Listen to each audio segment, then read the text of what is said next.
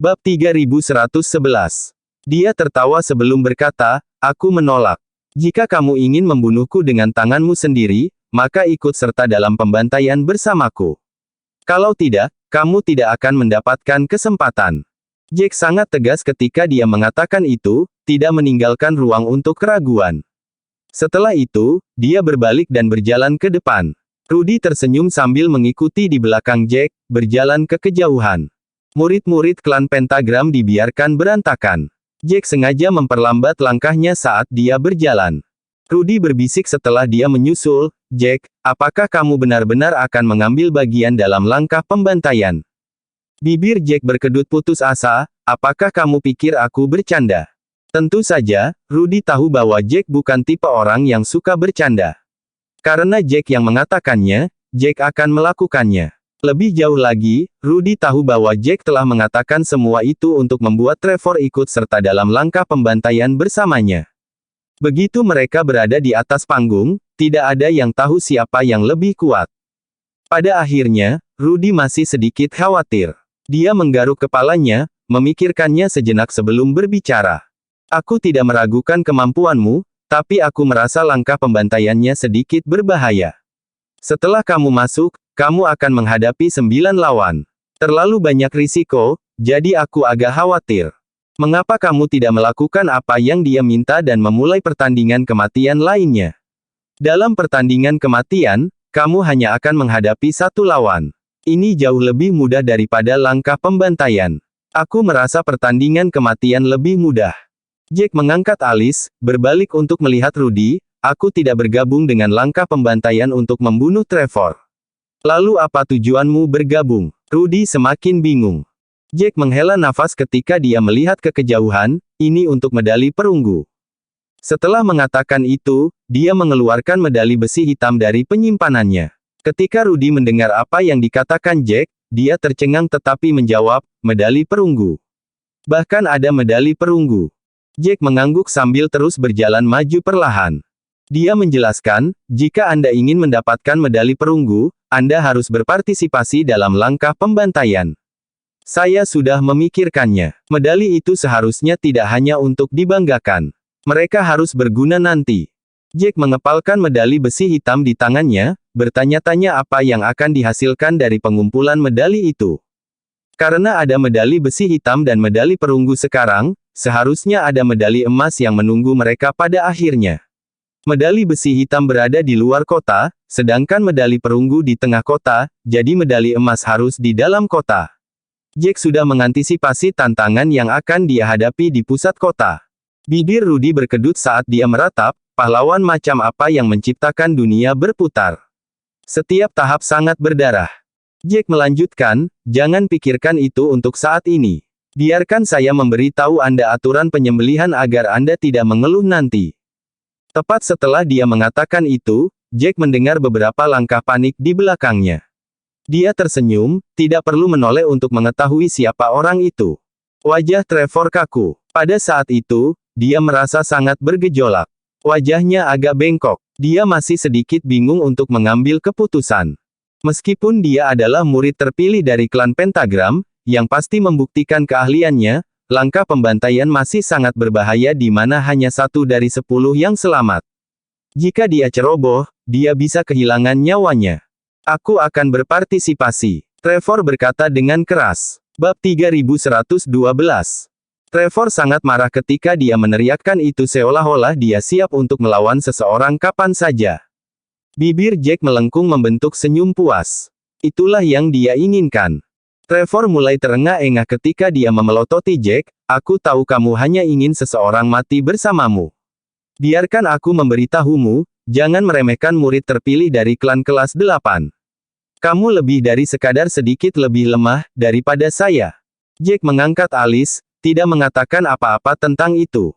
Dia tidak ingin repot menjelaskan semuanya pada saat itu. Rudy mengernyitkan alisnya. Setiap mendengar hal seperti itu, Rudy merasa ingin melompat keluar untuk membela Jack. Sepanjang waktu, dia tahu lebih baik dari siapapun seberapa kuat Jack.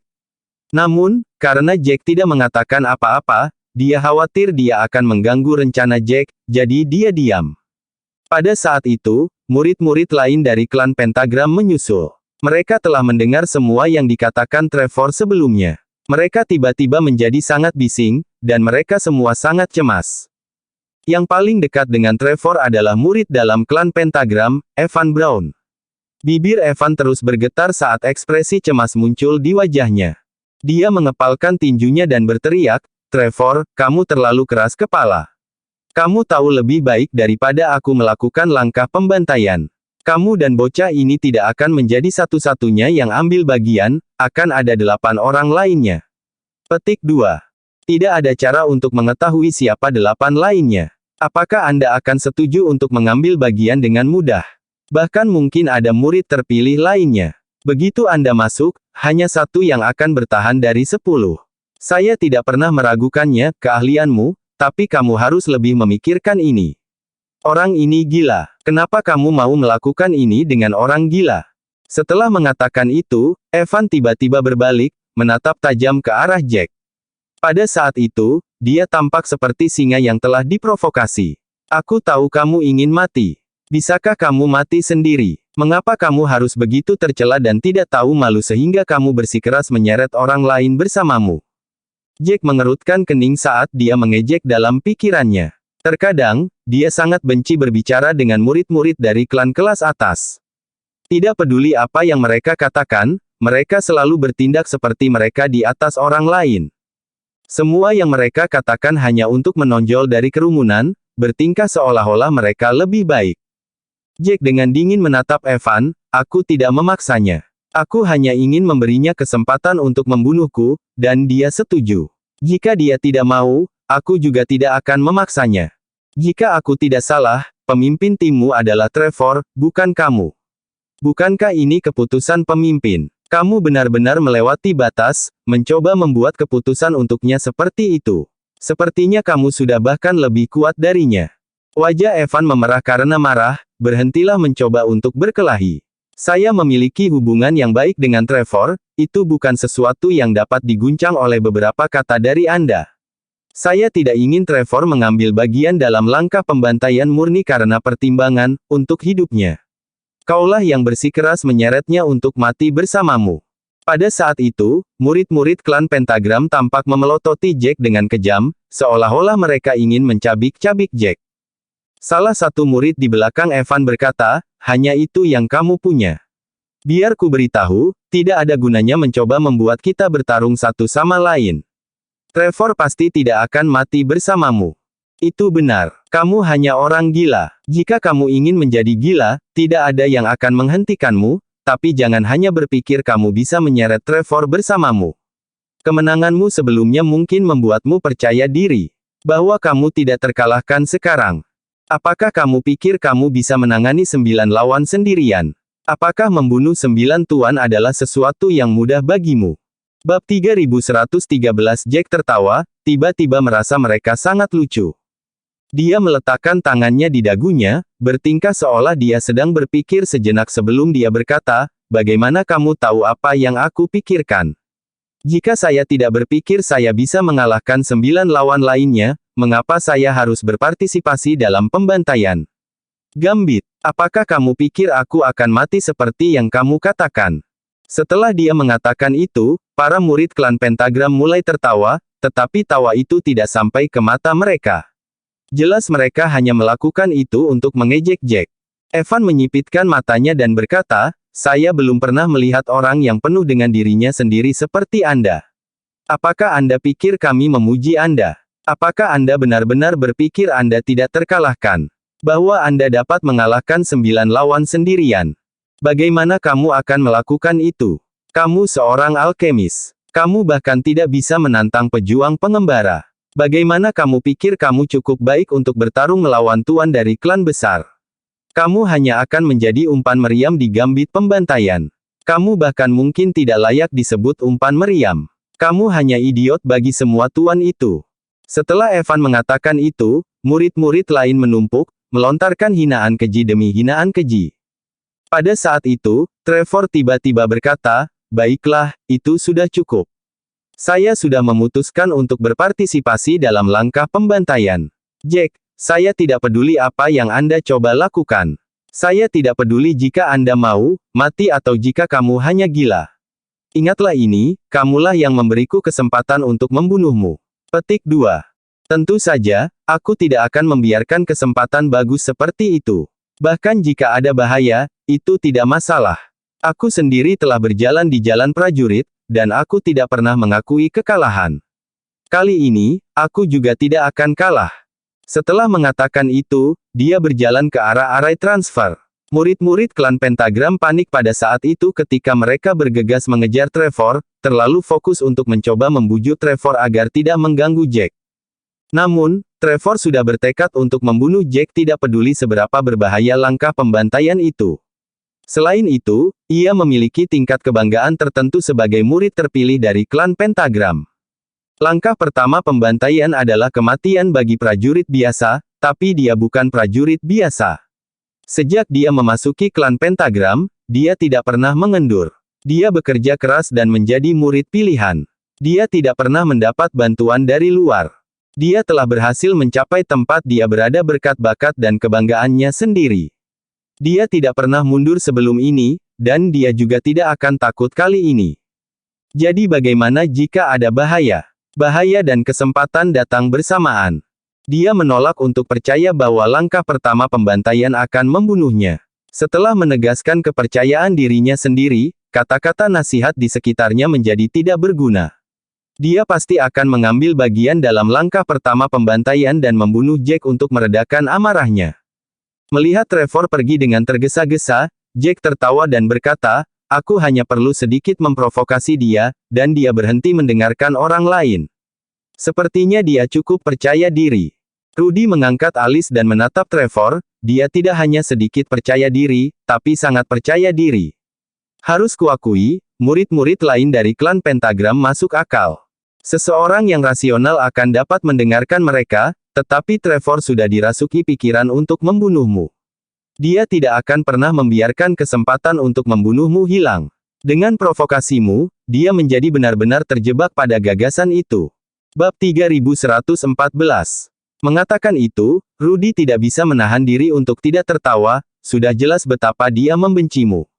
Bahkan jika dia mempertaruhkan nyawanya, dia tidak akan membiarkan kesempatan untuk membunuhmu berlalu begitu saja. Jack tertawa ketika dia berkata, bagaimanapun, dia adalah pemimpin tim dari klan Pentagram itu. Ethan hidup atau mati pasti menyangkut Trevor. Trevor harus bertanggung jawab, tapi Ethan bukan prajurit biasa. Dia seorang alkemis yang memiliki banyak sumber daya yang diberikan kepadanya. Jika Ethan berhasil tetap hidup, dia pasti akan menjadi alkemis kelas 8 di masa depan.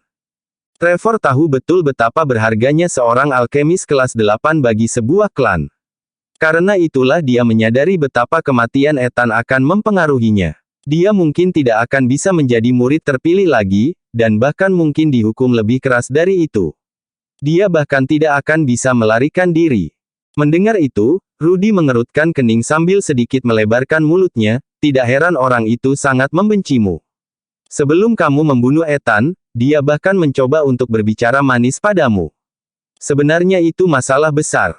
Jack mengangguk, menyipitkan matanya saat dia melihat susunan transfer. Dulu, aku adalah seseorang yang membiarkan masa lalu berlalu, tapi sepertinya sikap itu tidak bisa digunakan pada murid dari klan kelas atas sama sekali. Gambit pembantaian diadakan di sisi barat kota tengah. Stand penonton sudah benar-benar penuh. Kebisingan memenuhi udara. Gambit pembantaian dibagi menjadi 3 area besar, yaitu area tampilan, area taruhan, dan area pertempuran.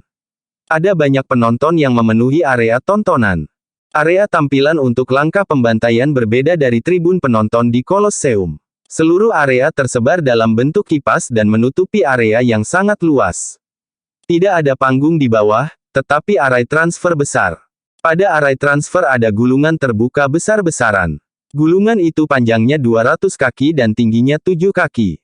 Setiap prajurit di area tampilan dapat dengan jelas melihat ke dalam gulungan itu. Di gulungan itu ada 7 nama. Nama-nama itu adalah orang-orang yang sudah mendaftar untuk langkah pembantaian. Ketujuh orang itu telah menunjukkan dari dunia mana mereka berasal dengan huruf merah. Melihat ke atas, ada 4 dari benua kekacauan dan 3 dari benua rawa putih. Ketujuh peserta berada di area terisolasi di depan area pandang. Itu adalah ruang tunggu. Ada 10 kursi di ruang tunggu, dan 7 sudah terisi. Ketujuh orang itu terlihat sedang beristirahat. Suasana tegang menyelimuti mereka. Bahkan mereka yang berasal dari dunia yang sama tidak ramah satu sama lain. Lagi pula, mereka mengambil bagian dalam langkah pembantaian di mana hanya satu yang bisa hidup. Selain diri mereka sendiri, semua orang adalah musuh. Setelah dikirim ke ruang terisolasi, itu adalah setiap orang untuk diri mereka sendiri. Di tribun penonton, suasananya benar-benar berbeda. Itu sangat bising dan semua orang tampak bersemangat berdiskusi di antara mereka sendiri. Saya pikir Chris lebih kuat. Saya mendengar bahwa dia sudah lebih kuat dari murid langsung kepala sesepuh Paviliun Awan Ungu. Ada yang mengatakan bahwa dia adalah 3 teratas di antara murid-murid terpilih dari Paviliun Awan Ungu. Jarang melihat orang sekuat dia. Saya tidak melihat bagaimana pemenangnya adalah orang lain selain dia. Bab 3115. Kamu memang masuk akal, tapi menurutku kamu sedikit terburu-buru. Keterampilan dan bakat Chris mungkin berada di puncak, tetapi ada di antara 7 yang bisa bersaing dengannya. Setelah mengatakan itu, orang itu menunjuk ke seorang pria tampan yang mengenakan jubah putih. Edward dari Aliansi Nimbus. Kalian semua pasti mengenalnya kan? Dia adalah saudara dari murid pilihan teratas dari Aliansi Nimbus. Kudengar dia tidak jauh dari saudaranya dalam hal keterampilan, beberapa tahun lebih tua dan telah berlatih lebih lama. Jika dia punya cukup waktu, Edward akan bisa mengejarnya. Aku mendengar dari yang lain bahwa Edward harus berada di antara 5 besar di Aliansi Nimbus. Bahkan jika Chris ada di 3 besar, itu adalah 2 klan yang berbeda. Mereka juga dari dunia yang berbeda. Paviliun Awan Ungu adalah klan kelas 8 dari benua Rawa Putih, sedangkan Aliansi Nimbus adalah klan kelas 8 dari benua Kekacauan. Benua Kekacauan sedikit lebih kuat dari benua Rawa Putih.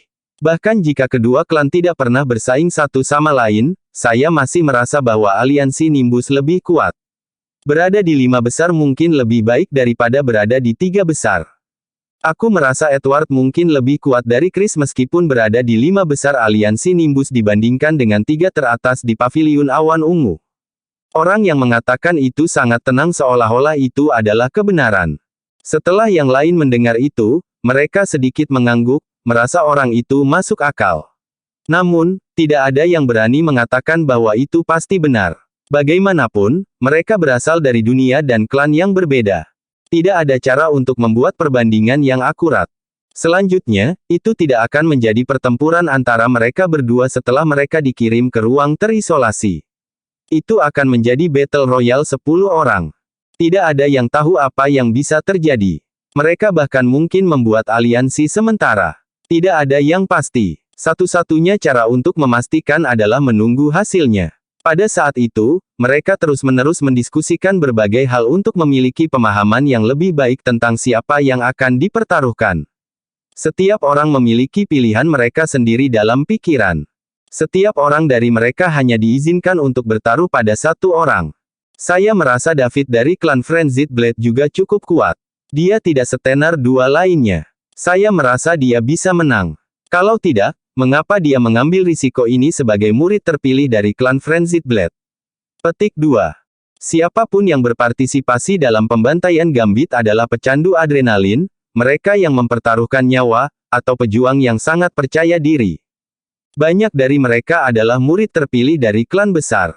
Mereka percaya diri dengan keterampilan mereka, merasa keterampilan mereka akan membawa mereka menuju kemenangan. Mereka merasa bahwa mereka akan dapat menang atas 9 lainnya, menjadi satu-satunya yang selamat dan mendapatkan medali perunggu.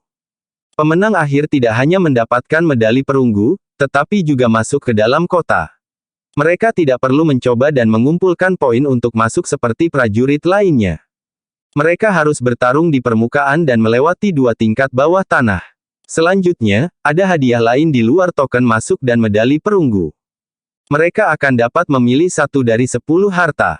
Semua manfaat itu terlalu menarik. Sebagian besar peserta mempertaruhkan nyawa mereka justru untuk itu.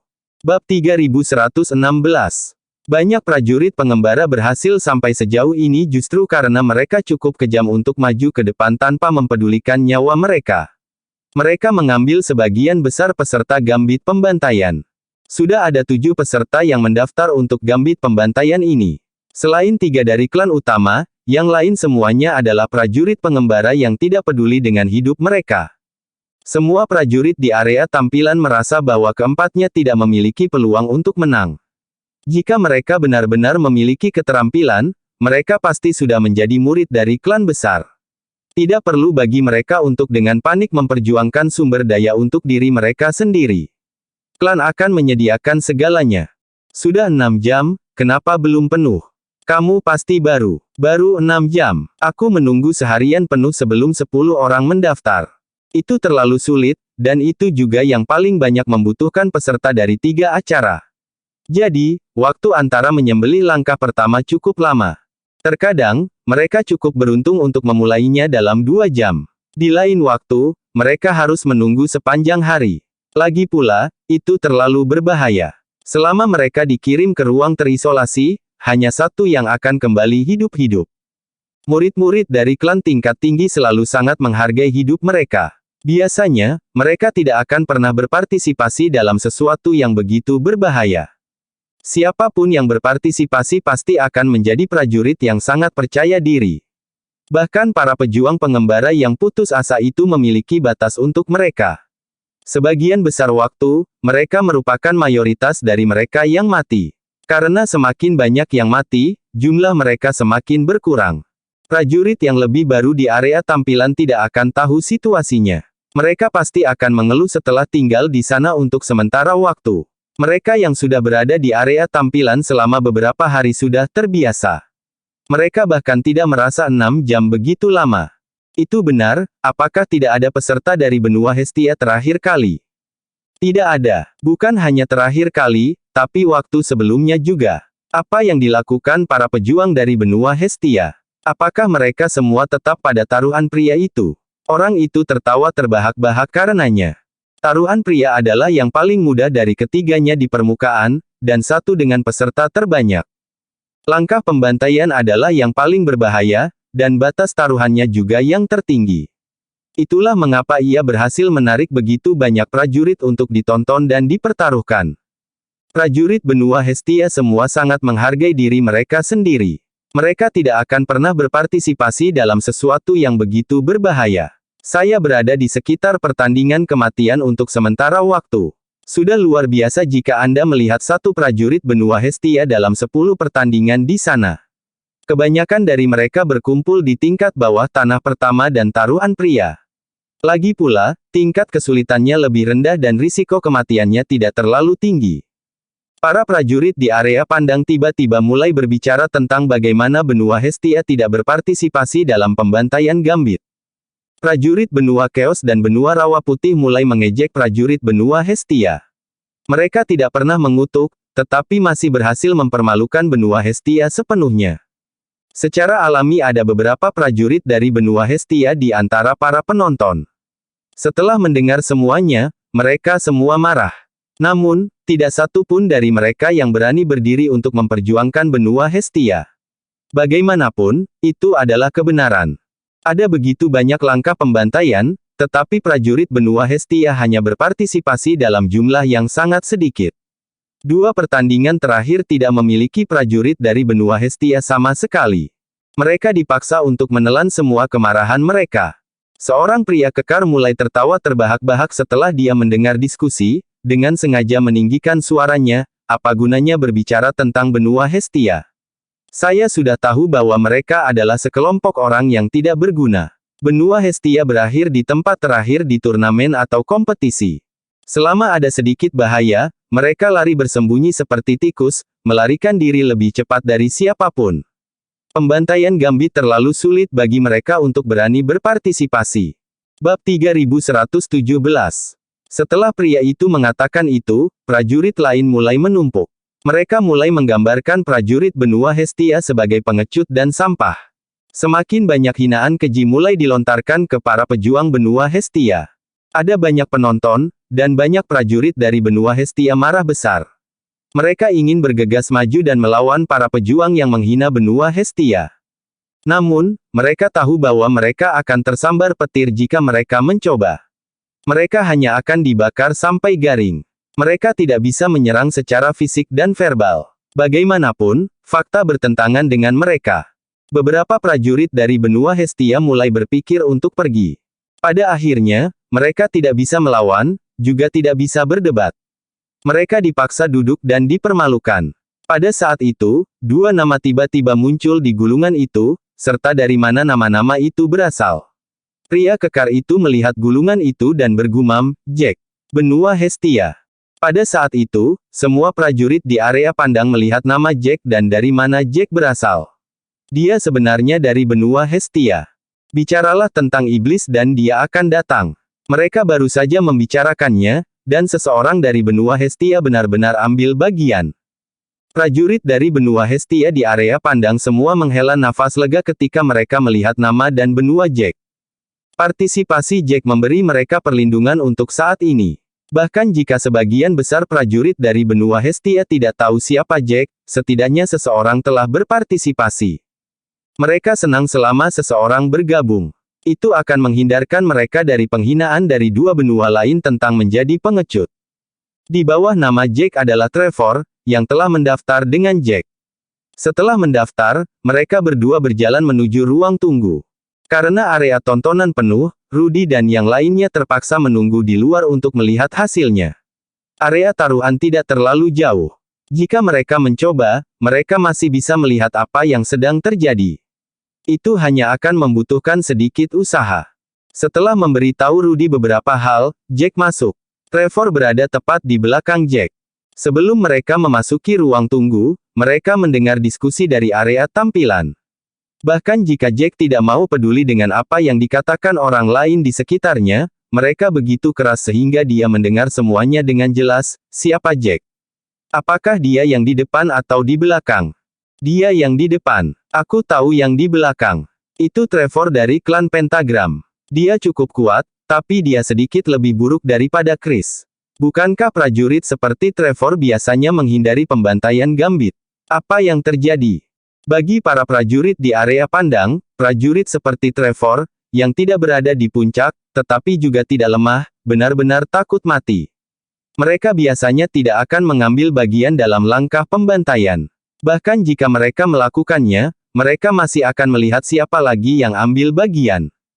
Mereka akan melihat apakah ada lawan yang kuat. Jika ada, mereka akan menyerah atau menunggu putaran berikutnya. Chris dan Edward sudah menjadi dua peserta yang sangat kuat yang telah mendaftar. Apakah Trevor tidak melihatnya? Apakah dia tidak peduli? Apakah dia begitu percaya diri? Trevor mengerutkan kening saat dia mengikuti Jack. Berbagai pemikiran ada di benaknya. Dia mulai menyesal menjadi begitu impulsif. Dia seharusnya mencoba mencari tahu siapa yang sudah terdaftar terlebih dahulu.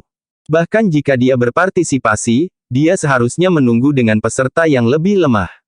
Dia terlalu impulsif, dan langsung mendaftar. Dia tiba-tiba sedikit menyesal. Setelah mengambil beberapa napas, dia menatap Jack. Dia melihat bahwa Jack tampak berjalan dengan sangat mantap. Bab 3118. Melihat punggung Jack yang tegak, Trevor tiba-tiba merasa dia sangat lemah. Bahkan seorang alkemis yang merupakan pejuang pengembara lebih percaya diri daripada dirinya. Dia terlalu fokus untuk mengkhawatirkan segalanya. Dia sama sekali tidak terlihat seperti murid terpilih dari klan kelas 8. Memikirkan hal itu, dia membusungkan dadanya dan mulai memancarkan kepercayaan diri. Sepertinya dia tiba-tiba berubah menjadi murid terkuat dari klan Pentagram. Namun, kepercayaan dirinya tidak bertahan lama. Saat keduanya memasuki ruang tunggu, Trevor langsung melihat Chris. Ekspresi percaya dirinya membeku. Kekhawatiran, rasa sakit, dan ketakutan yang dia tekan tiba-tiba muncul kembali. Chris sebenarnya juga berpartisipasi. Chris akan pergi ke ruang terisolasi bersamanya dan bertarung habis-habisan dalam Battle Royale. Mereka berdua adalah pejuang dari benua Rawa Putih, jadi dia secara alami tahu siapa Chris. Paviliun Awan Ungu bahkan lebih kuat dari klan Pentagram, dan Chris berada di peringkat ketiga di antara murid-murid pilihan mereka. Dia nyaris tidak masuk 10 besar murid terpilih dari klan Pentagram. Secara komparatif, jelas siapa di antara mereka yang lebih lemah. Dia tahu lebih baik dari siapapun. Bibir Trevor bergetar saat kata-kata muncul di benaknya. Mengapa? Kenapa dia harus bertemu dengan Chris? Bahkan jika Trevor percaya diri, itu bukan kepercayaan buta. Wajah Trevor memucat saat rasa takut muncul di hatinya, hampir menelannya. Dibandingkan dengan itu, Jack tidak memiliki emosi. Ketika mereka tiba di ruang tunggu, dia memilih salah satu kursi kosong dan kebetulan duduk di samping Chris.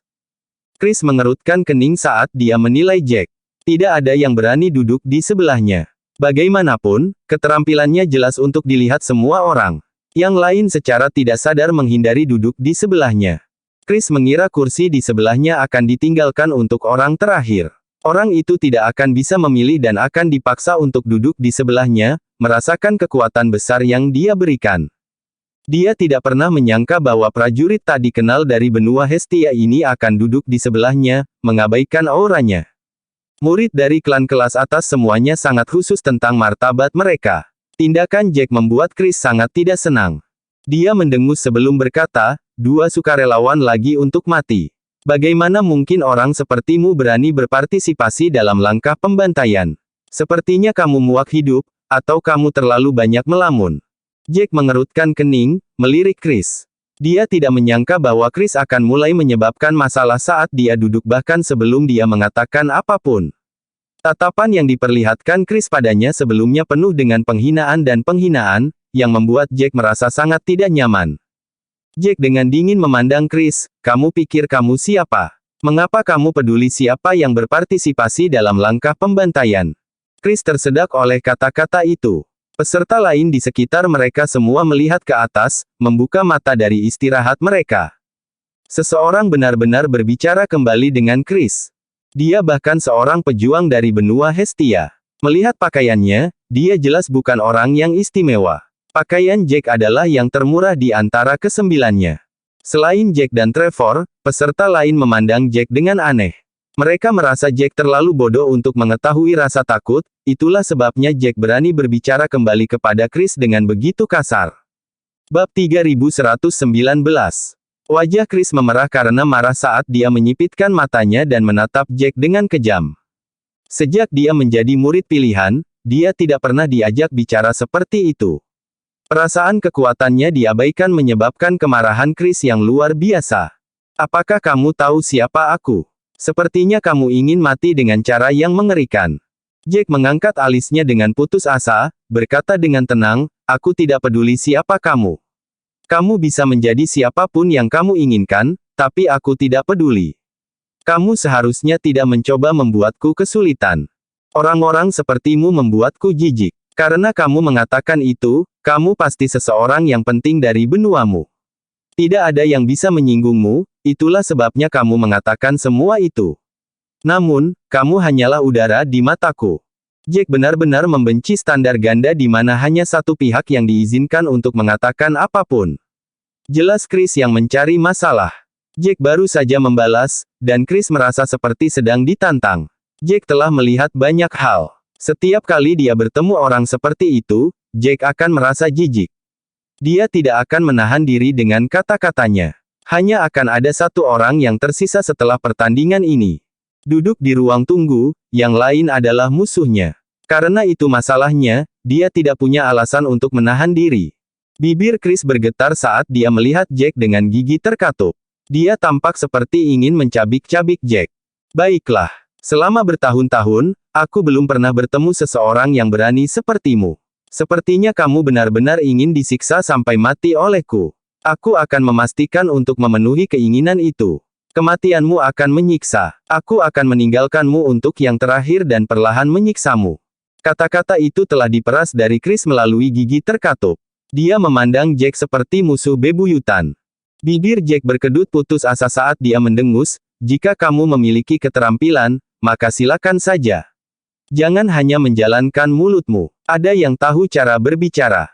Orang lain di sekitarnya semua melebarkan mata mereka saat mereka menatap Jack. Orang ini terlalu berani. Dia sepertinya tidak menahan diri sama sekali. Apakah dia benar-benar tidak takut disiksa oleh Chris? Jika dia membuat Chris marah seperti ini, dia akan menjadi target pertama Chris saat mereka memasuki ruang terisolasi. Tidak ada aturan tentang bagaimana lawan Anda harus dibunuh. Itu berarti, selama Chris menangkap Jack, dia akan memutuskan bagaimana dia membunuh Jack. David dari Frenzied Blade Clan duduk di sebelah Trevor. Dia tidak bisa tidak berkata, apakah kamu hanya bodoh atau kamu gila? Apakah kamu benar-benar tidak merasa takut sama sekali bahwa dia akan menyiksamu? Setelah memasuki dunia yang terisolasi, tidak ada yang akan menanggapi teriakan minta tolongmu. Jack memandang David dan merasa David terlalu banyak bicara. Dia merasa David tidak tahu apa-apa, dan kata-kata David membuktikan hal itu. Dia mendengus dan berkata, apakah Anda pikir saya berpartisipasi dalam langkah pembantaian untuk mati? David mengangkat alis dan berkata dengan keras, tentu saja. Apakah Anda pikir Anda bisa membunuh kami? Setelah mengatakan itu, David tertawa. Wajahnya dipenuhi dengan penghinaan. Meskipun benua Hestia ditempatkan terakhir di antara tiga dunia, itu masih merupakan tempat yang luas. Pasti ada beberapa master. Dia telah mencoba mencari prajurit terampil dari klan benua Hestia, tetapi belum pernah mendengar tentang Jack. Itu sebabnya dia yakin bahwa Jack mungkin tidak sekuat itu meskipun Jack berasal dari klan besar. Bab 3120. Selain itu, pakaian yang dikenakan Jack hampir sama dengan para prajurit pengembara di area tampilan. Biasanya, murid dari klan kelas atas akan sangat mementingkan kedudukan mereka. Mereka akan sangat khusus tentang bagaimana mereka berpakaian. Tidak mungkin mereka dengan santai mengenakan pakaian prajurit pengembara. Itulah sebabnya David bahkan curiga bahwa Jack mungkin seorang pejuang pengembara. Jika Jack benar-benar seorang pejuang pengembara dari benua Hestia, kata-katanya sebelumnya akan lebih lucu. David dapat melihat bahwa orang lain yang hadir cerdas. Yang lain memiliki kilatan di mata mereka. Jack mengangkat alis, merasakan tatapan semua orang dan memahami apa yang mereka pikirkan. Dia mendengus sebelum dia mulai tertawa. Ketika mereka melihat Jack sedang tertawa, mereka sedikit terkejut. Sepertinya benar-benar ada yang salah dengan kepala Jack. Tidak bisakah dia mengatakan bahwa semua orang menertawakannya? Kenapa dia tertawa bersama mereka? Apakah dia menertawakan dirinya sendiri? David berkata kepada Jack, kamu pikir kamu siapa? Apakah kamu pikir kami tidak bisa melihatmu? Pada saat itu, Trevor, yang telah terjebak dalam ketakutannya sendiri, tiba-tiba berkata, tidak perlu menebak. Orang ini bukan hanya seorang pejuang pengembara tanpa latar belakang apapun, dia bahkan seorang alkemis. Namun, dia adalah seorang alkemis yang cukup baik. Dia bahkan mendapat harta karun di turnamen alkemis. Saat dia mengatakan bahwa semua orang tercengang sejenak sebelum mereka tertawa terbahak-bahak. Jadi orang ini bukan hanya tanpa latar belakang apapun, tapi juga seorang alkemis. Dia sebenarnya berani mengambil bagian dalam langkah pembantaian dan bahkan menantang Chris seperti itu. Hal yang paling lucu adalah bagaimana dia bertanya kepada mereka apakah mereka pikir dia berpartisipasi dalam langkah pembantaian karena dia ingin mati. Sepertinya jawabannya sudah jelas. Tentu saja, dia akan mati. Seorang alkemis benar-benar meninggalkan spesialisasinya sendiri dalam pemurnian pil untuk berpartisipasi dalam langkah pembantaian yang sangat berbahaya. Dia bahkan berpikir dia bisa menang. Memikirkannya saja sudah membuat mereka tertawa. 8 peserta lainnya memiliki senyum mengejek di wajah mereka. Beberapa dari mereka bahkan tertawa dengan cara yang sangat berlebihan. Chris berkata, sepertinya ada yang salah dengan kepalamu. Tidak heran kamu berhasil mengatakan semua itu. Namun, aku tidak peduli tentang semua itu. Fakta bahwa kamu menyinggungku berarti kamu harus menanggung bebanku, kemarahan. Jack menarik napas dalam-dalam, menenangkan diri. Jika Chris tidak menantangnya saat dia duduk, dia tidak akan mengganggu siapapun di sana. Pada saat itu, dia tahu bahwa yang lain hanya akan memperlakukannya sebagai lelucon tidak peduli apa yang dia katakan. Karena itu masalahnya, tidak ada gunanya dia membuang-buang waktu. Dia hanya menatap semua orang dengan dingin, ingat apa yang kalian semua katakan saat ini. Begitu kita memasuki ruang yang terisolasi, saya akan mengulangi kata-kata Anda. Saat dia mengatakan itu mengundang lebih banyak tawa. Seorang pria berjubah hitam dengan dingin mendengus, apakah Anda mengancam kami? Anda mengatakan bahwa Anda akan muncul di depan kita semua setelah kita memasuki ruang dan mengulangi apa yang dia katakan. Apakah menurut Anda itu ancaman yang besar? Orang itu merasa pasti ada yang salah dengan Jack. Kalau tidak, Tidak mungkin Jack mengatakan sesuatu yang begitu absurd dan lucu. Jack mengejek, menutup matanya dan beristirahat. Dia mengabaikan orang lain. Lagi pula dia sudah mengatakan bagiannya. Melihat bagaimana Jack, sisanya kehilangan minat. Tawa dan ejekan berhenti. Namun, Chris masih merasa marah. Bahkan jika Jack idiot, dia ingat setiap hal yang dikatakan Jack kembali. Jack sudah menutup matanya dan mengabaikan segalanya. Jika dia memikirkan masalah ini, dia hanya akan terlihat picik. Bersambung.